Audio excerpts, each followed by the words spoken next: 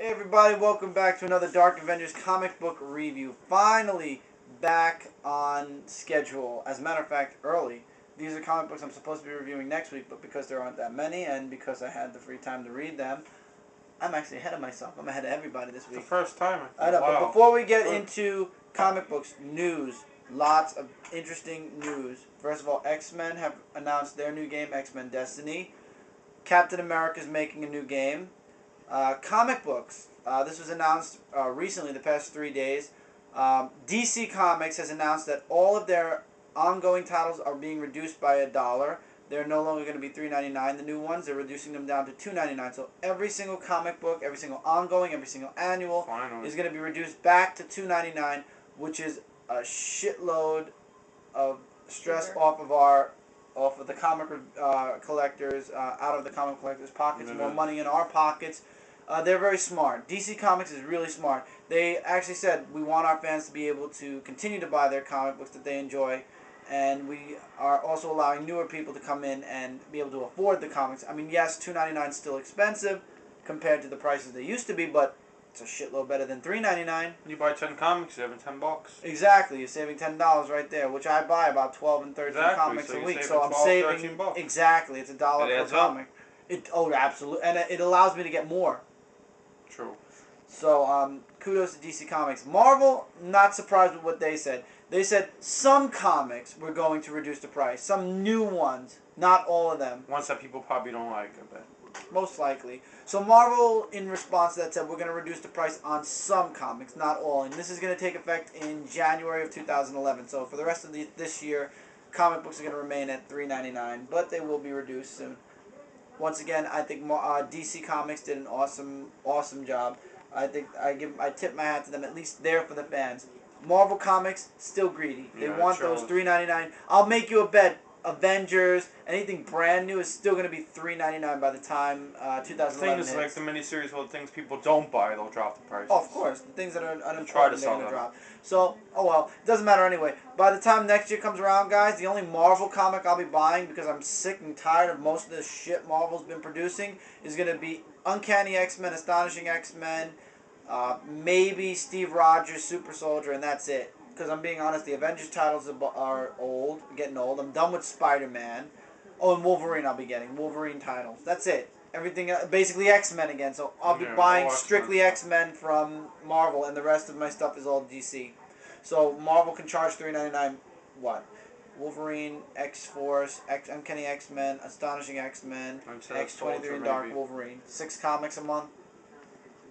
They don't want to shrink the price. That's their problem. I'll probably drop 1 or 2 of those too, because 2 to 1 is going to get boring, just like all the others. So, guys, other than that, let's see what else. What other things are newsworthy?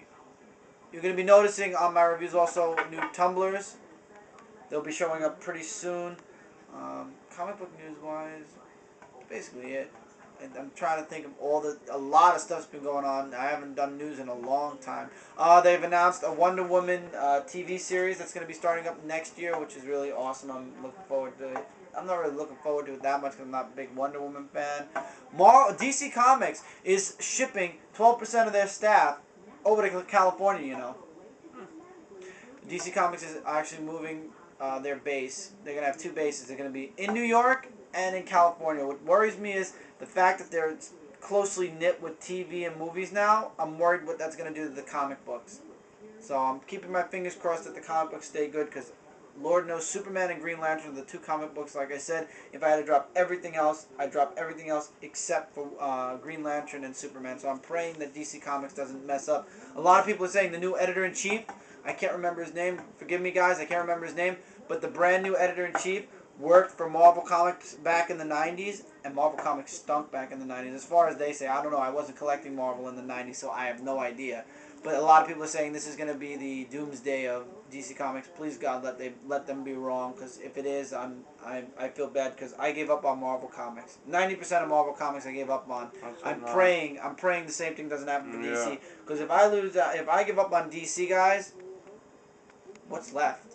I mean, seriously, I give up on DC, I'm done. Might as well, you won't be seeing any reviews anymore, anything comic book related. No, don't worry about that. Could be a rumor. DC Comics, don't ruin yourselves, and don't milk projects too much like Marvel does. You're milking a little bit Blackest Night. You're milking it for what it's worth. Already it's 2 years later and you're still making Blackest Night products. You're stretching it thin. Chill a little bit now. I mean, but they are making reasonable prices. That's what I wanted to talk about. They've announced in 2011, DC Comics for 9 consecutive months will be making lantern props. It's going to be a prop about 2 inches wide, 2 inches deep, and about an inch across. It's a lantern that lights up with the light-up replica prop rings, like the plastic ones that I got, that you get with the comic books. It ranges at MidtownComics.com from $25 to $35. They're going to make 9, so 1 a month for 9 months. So starting January all the way till September, they'll be releasing a lantern and a ring. It's the light-up rings that I didn't get. Basically, it's the same as the plastic ones, except you put it on and it lights up. I still think they're going to throw an extra 3 surprises. Oh, of course. And the lantern lights up as well, so it's a light-up prop. For $25, it's really not that steep of a price, especially for collectors like me who are dropping titles like flies. I've dropped $25 worth a month of comic books, so I can afford it, if not more. It's worth it, though, especially with the price. Okay, now, getting into the comic books. October 6th, 2010, only a few days back. Today's the 10th, so it's really 6, 7, 8, 9, 10. It's only about 4 days old. First off, free comic. Lady Death is coming back. I actually got this for Amber because I know she's interested in those independent comics. Gotta be honest, I actually enjoyed it. I enjoyed it. I really liked it. I enjoyed the stuff. I'm actually gonna read through it. It's pretty cool. It's not bad. It's got its moments. Fan art and comic art in the back.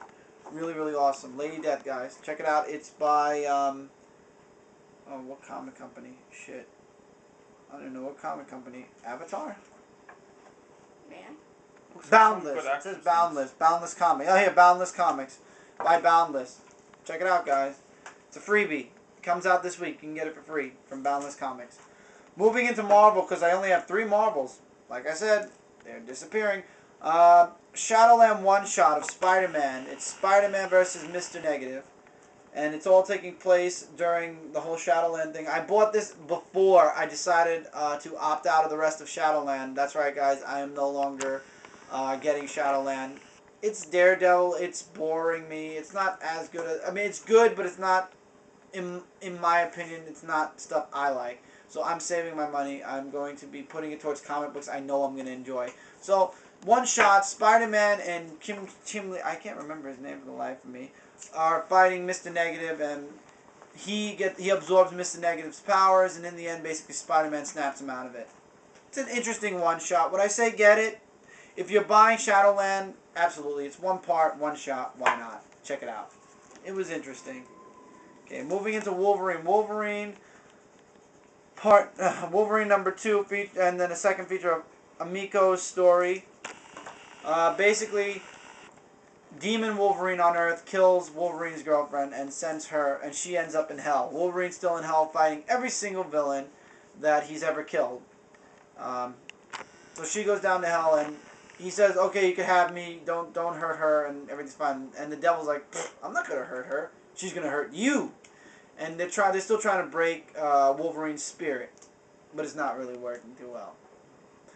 And Mystique and somebody else are working on things, trying to bring to save people before Demon Wolverine kills him. But of course, they're always one step behind. Being honest, the whole Wolverine and Hell thing as a first story arc, it's still taking a little bit of getting used to.